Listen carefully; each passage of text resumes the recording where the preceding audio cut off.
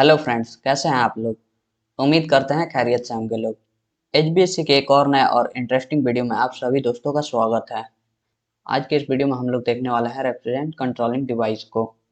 HBSC में use होने वाला जितने भी टाइप का रेफ्रिजरेंट कंट्रोलिंग डिवाइस है उसको इस वीडियो में हम लोग देखने वाले हैं। तो चलिए वीडियो को स्टार्ट करते हैं। रेफ्रिजरेंट कंट्रोलिंग डिवाइस क्या होता है, देख लेते हैं क्या होता है refrigerant controlling device. Capillary tube expansion valve और इलेक्ट्रॉनिक एक्सपेंशन वाल्व को रेफ्रिजरेंट कंट्रोलिंग डिवाइस कहते हैं। जो आपका कैपिलरी ट्यूब एक्सपेंशन वाल्व और इलेक्ट्रॉनिक एक्सपेंशन वाल्व है उसी को रेफ्रिजरेंट कंट्रोलिंग डिवाइस बोला जाता है। देख लेते हैं ये जो आपका रेफ्रिजरेंट कंट्रोलिंग डिवाइस होता है वो काम क्या करता है। यह high pressure high temperature liquid refrigerant को low pressure low temperature liquid refrigerant में कन्वर्ट कर देता है। कैपिलरी ट्यूब एक्सपेंशन वाल्व और इलेक्ट्रॉनिक एक्सपेंशन वाल्व का काम क्या होता है। इसका काम होता है कि हाई प्रेशर हाई टेम्परेचर जो लिक्विड रेफ्रिजरेंट रहता है उसको लो प्रेशर लो टेम्परेचर में कन्वर्ट करना। यही काम होता है रेफ्रिजरेंट कंट्रोलिंग डिवाइस का। Capillary tube expansion valve electronic expansion valve ये देखने में कैसा होता है, मतलब ये दिखता कैसा है देख लेते हैं। ये जो इमेज दिख रहा है यही होता है आपका कैपिलरी ट्यूब। ये जो पतला ट्यूब दिख रहा इसी को कैपिलरी ट्यूब बोला जाता है। ये जो वाल्व दिख रहा इसी को एक्सपेंशन वाल्व बोला जाता है। ये जो इमेज दिख रहा है यही आपका इलेक्ट्रॉनिक एक्सपेंशन वाल्व होता है। आगे देख लेते हैं। जो आपका कैपिलरी ट्यूब एक्सपेंशन वाल्व और इलेक्ट्रॉनिक एक्सपेंशन वाल्व होता है वो कहाँ पे लगा रहता है। यह फिल्टर ड्रायर और कूलिंग कॉइल के बीच में लगा होता है। जो आपका कैपिलरी ट्यूब एक्सपेंशन वाल्व और इलेक्ट्रॉनिक एक्सपेंशन वाल्व है वो फिल्टर ड्रायर और कूलिंग कॉइल के बीच लगा होता है। इमेज की मदद से देख लेते हैं। ये जो इमेज दिख रहा है यही होता है आपका एक्सपेंशन वाल्व। ड्रायर और इवेपोरेटर मतलब कूलिंग कॉइल के बीच में लगा रहता है।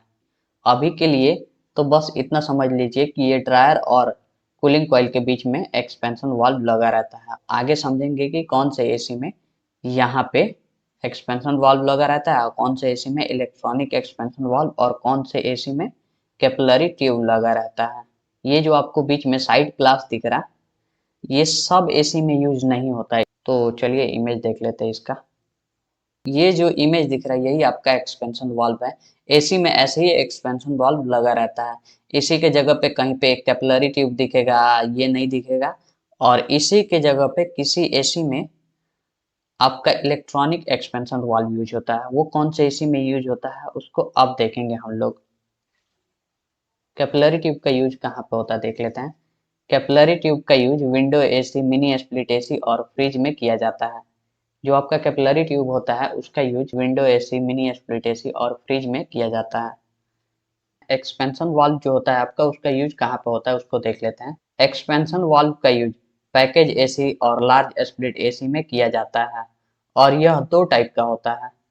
जो आपका एक्सपेंशन वाल्व होता है वो दो टाइप का होता है। कौन कौन टाइप का होता है देख लेते हैं उसको भी। फर्स्ट आ जाएगा आपका थर्मोस्टेटिक एक्सपेंशन वाल्व। अगला आ जाएगा सेकंड नंबर में देख लेते हैं ऑटोमेटिक एक्सपेंशन वाल्व।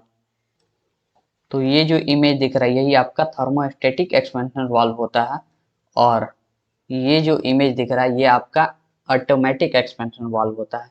इसमें बस फर्क इतना होता है कि इसमें इक्वलाइजर लाइन और सेंसिंग वाल्व लगा रहता है। आगे देख लेते हैं थर्मोस्टेटिक एक्सपेंशन वाल्व क्या होता है इसको समझ लेते हैं।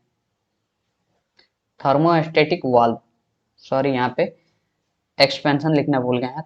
थर्मोस्टेटिक एक्सपेंशन वाल्व का यूज ऑटोमेटिक एक्सपेंशन वाल्व के जगह पे पैकेज एसी और लार्ज स्प्लिट एसी में किया जा रहा है। पैकेज एसी में पहले ऑटोमेटिक एक्सपेंशन वाल्व यूज होता था, अब उसके जगह पे थर्मोस्टेटिक एक्सपेंशन वाल्व यूज हो रहा है।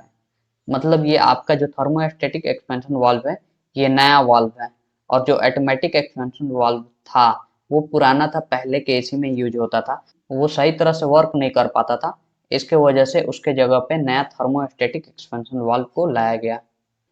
क्योंकि इसमें इक्वलाइजर लाइन और सेंसिंग वाल्व लगा होता है।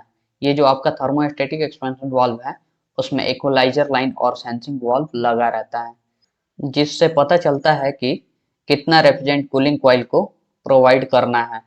जितना रेफ्रिजरेंट का रिक्वायरमेंट रहता है उतना refrigerant expansion valve cooling coil को सेंड कर देता है और बाकी रेफ्रिजरेंट इक्वलाइजर लाइन से डायरेक्ट सक्शन लाइन में भेज देता है। थर्मोस्टेटिक एक्सपेंशन वाल्व को इस ऑटोमेटिक एक्सपेंशन वाल्व के जगह पे लाया गया। ऑटोमेटिक एक्सपेंशन वाल्व को भी समझ लेते हैं। इसका यूज पैकेज एसी और लार्ज स्प्लिट एसी में किया जाता था। अब इसके बदले में थर्मोस्टेटिक एक्सपेंशन वाल्व का यूज किया जा रहा है। जो पहले का एसी आता था उसमें आपका ऑटोमेटिक एक्सपेंशन वाल्व का यूज होता था, जो प्रॉपर तरीके से काम नहीं कर पाता था। उसके वजह से उसको चेंज करके एक नया एक्सपेंशन वाल्व लाया गया, जिसमें ऑटोमेटिक एक्सपेंशन वाल्व से जो भी परेशानी होता था उसको दूर किया गया। इसमें इक्वलाइजर लाइन और सेंसिंग वाल्व नहीं होता है। ये जो आपका ऑटोमेटिक एक्सपेंशन वाल्व है इसमें इक्वलाइजर लाइन और सेंसिंग वाल्व नहीं लगा होता है, जिसके वजह से ऑटोमेटिक एक्सपेंशन वाल्व उतना इफेक्टिव नहीं था और वो सही से वर्क नहीं कर पा रहा था। Electronic expansion valve, capillary tube और एक्सपेंशन वाल्व को तो समझ लिया हम लोगों ने। अब देख लेते हैं थर्ड वाला जो इलेक्ट्रॉनिक एक्सपेंशन वाल्व है वो क्या होता है, इसका क्या काम होता है। ये जो इमेज दिख रहा है यही आपका इलेक्ट्रॉनिक एक्सपेंशन वाल्व होता है। इसका use air cooled, water cooled, chiller AC और वीआरबी एसी में किया जाता है। ये आपका 24 वोल्ट सप्लाई पे चलता है। Electronic expansion valve automatic operate होता है। ये जो आपका इलेक्ट्रॉनिक एक्सपेंशन वाल्व है वो ऑटोमेटिक ऑपरेट होता है। जितना कूलिंग कॉइल को रेफ्रिजरेंट का जरूरत रहता है उस हिसाब से वाल्व ओपन होके कोल्ड रेफ्रिजरेंट आगे भेजता है।